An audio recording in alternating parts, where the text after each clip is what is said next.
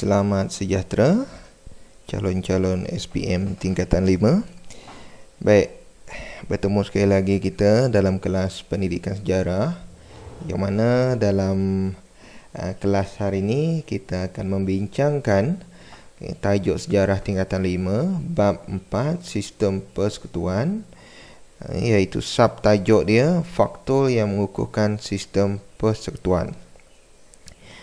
Kalau anda ada buku teks di depan anda sekarang, boleh rujuk muka surat 80.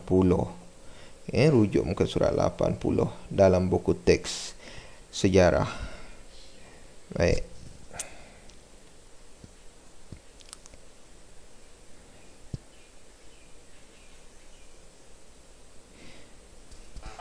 Faktor yang mengukuhkan sistem persekutuan. Faktor yang pertama adalah keluhuran perlembagaan persekutuan. Keluhuran perlembagaan ataupun ketertinggian perlembagaan persekutuan, yang mana dalam keluhuran perlembagaan ini perlu dipatuhi kerajaan persekutuan dan kerajaan negeri. Yang pertama adalah undang-undang yang digubah oleh Parlimen dan Dewan Undangan Negeri DUN tidak boleh bertentangan dengan perlembagaan. Sebab perlembagaan ini adalah undang-undang yang tertinggi. Jadi kalau Parlimen dan Dewan Undangan Negeri nak buat apa-apa undang-undang, dia tidak boleh bertentangan dengan perlembagaan persekutuan. Baik. Kedua, Parlimen dan DUN juga tidak boleh mengubah undang-undang yang bercanggah antara satu sama lain. Tak boleh. Di peringkat kerajaan persekutuan, dia tak boleh buat undang-undang yang bertentangan dengan DUN. Begitu juga dengan Dewan Undangan Negeri, tidak boleh buat undang-undang yang bertentangan dengan Parlimen. Dia mesti selaras undang-undang yang dibuat. Tak boleh buat undang-undang sesuka hati. Perlu diselaraskan. Sebab kita ni adalah satu negara. Jika berlaku percanggahan antara Parlimen, undang-undang yang dibuat di Parlimen dan undang-undang yang dibuat di DUN, perlembagaan persekutuan hendaklah menjadi rujukan utama. Perlembagaan persekutuan. Kalau Parlimen dan undangan negeri ini gaduh antara satu sama lain, undang-undang kami yang terbaik, undang-undang itu yang terbaik, kalau macam tu kita tak akan jumpa jalan penyelesaian. Apa yang terbaik? Kita rujuk perlembagaan persekutuan. Jika ia selaras dengan perlembagaan persekutuan, laksanakan. Jika ia tidak selaras, batalkan. Ini yang dimaksudkan dengan kolom nombor 4 ni. Jika ada undang-undang negeri yang tidak selaras dengan undang-undang persekutuan, undang-undang tersebut batal. Dia mesti selaras. Seperti pemilikan tanah ke, undang-undang pemilikan tanah mesti selaras. Walaupun ditabir oleh kerajaan negeri, tetapi ia mesti selaras. Kita tak dibenarkan menjual tanah kepada warga asing, contohnya lah undang-undang. Jadi selaras seluruh negara, selaras seluruh negeri. Individu-individu yang memiliki tanah persendirian tidak dibenarkan untuk menjual tanah kepada warga asing. Jadi selaras. Tak boleh Sabah boleh, Sarawak tak boleh buat. Tak boleh macam tu.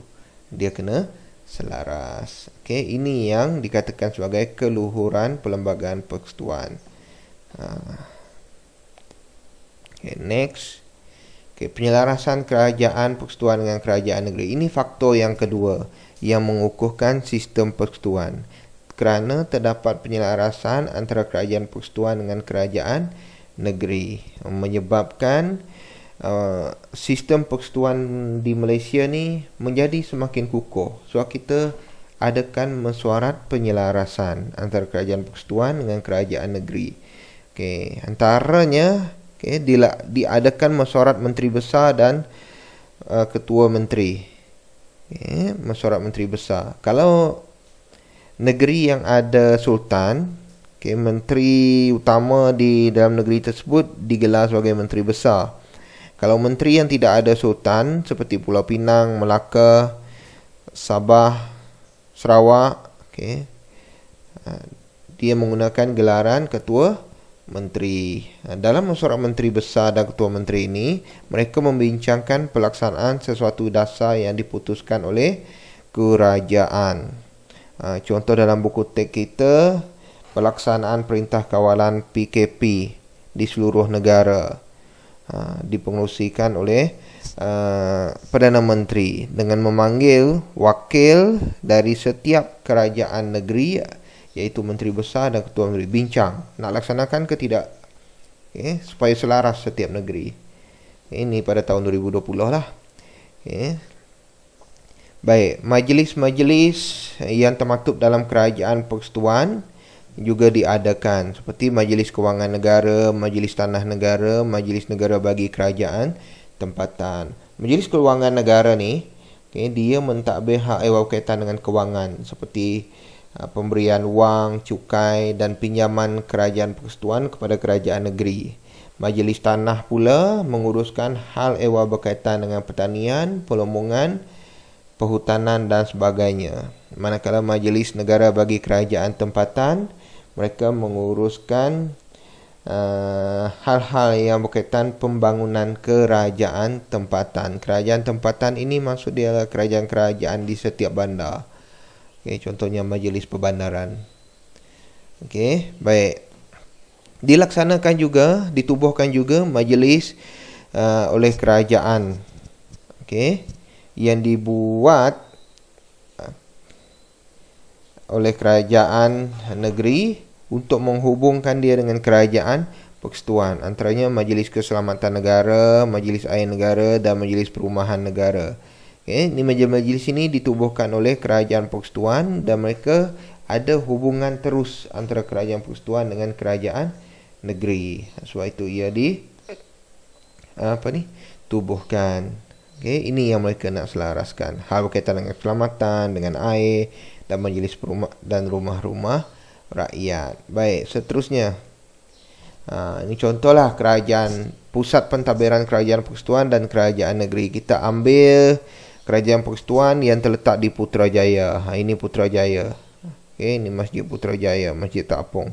Ini pejabat Perdana Menteri di Putrajaya. Di sinilah pentadbiran kerajaan persekutuan diadakan.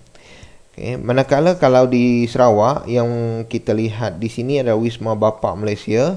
Ini adalah tempat kerajaan negeri. Hal berkaitan dengan negeri Sarawak ditadbir di sini. Kalau ia berkaitan dengan persekutuan ditadbir di Putrajaya. Pentadbiran dengan negeri Sarawak ditadbir di Wisma Bapak Malaysia, terletak di Kuching, Sarawak. Ini untuk Sarawak lah. Kalau di Sabah dia ada pusat pentadbiran dia sendiri. Kalau di Kelantan ada pusat pentadbiran dia sendiri. Setiap negeri ada pusat pentadbiran negeri tersendiri. Ini hanyalah contoh sahaja, supaya kita dapat tengok perbandingan antara kerajaan persekutuan dengan kerajaan negeri. Baik, seterusnya, keberkesanan, penyelarasan dan hubungan kerajaan persekutuan dengan kerajaan negeri.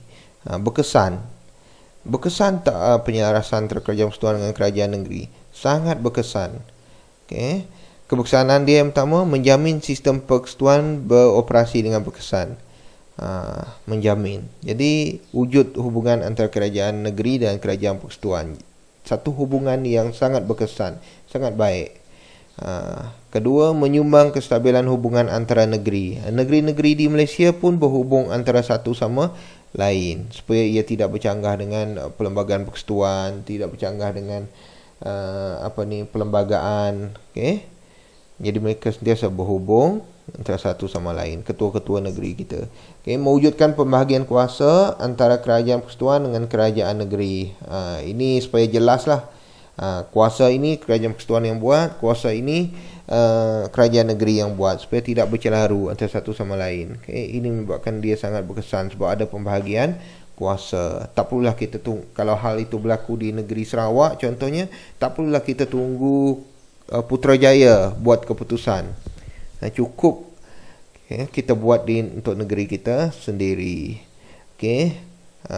Ini yang keempat, mencapai kemajuan bersama, supaya negeri-negeri di Malaysia ni maju secara bersama-sama, tak ada negeri yang ketinggalan. Walaupun kita ada kategori negeri yang termiskin, negeri yang terkaya, kita nak capai kemajuan bersama. Dan paling penting, menjamin kekuasaan dan kestabilan negara. Negara kita stabil dengan adanya penyelarasan hubungan antara kerajaan persekutuan dengan kerajaan negeri. Kerajaan kita, negara kita stabil dari segi politik, ekonomi dan sosial. Itu yang nak dipentingkan. Baik. Semua ini anda boleh rujuk pada muka surat 80 dan 81 buku teks. Di sinilah tajuk ini berada, buku teks sejarah tingkatan 5 ya. Baik. Yang mana ini adalah bahagian terakhir bab 4. Bahagian terakhir bab 4. Maka dengan menghadiri kelas pada kali ini, anda telah berjaya menghabiskan bab yang keempat. Baik. Dengan itu, cikgu memberi kesimpulan bahawa terdapat dua faktor yang mengukuhkan sistem persekutuan di Malaysia, iaitu keluhuran perlembagaan yang pertama, dan kedua, penyelarasan yang berlaku antara kerajaan persekutuan dengan kerajaan negeri. Dua faktor ini yang mengukuhkan sistem persekutuan di Malaysia. Baik, sampai di sini saja kelas kita untuk kali ini. Dan latihan pula cikgu akan bagi pada kelas seterusnya. Latihan seperti biasa, awak klik saja pada link yang cikgu bagi, buat latihan tersebut, siap, habis. Itu saja. Baik. Sekian, terima kasih.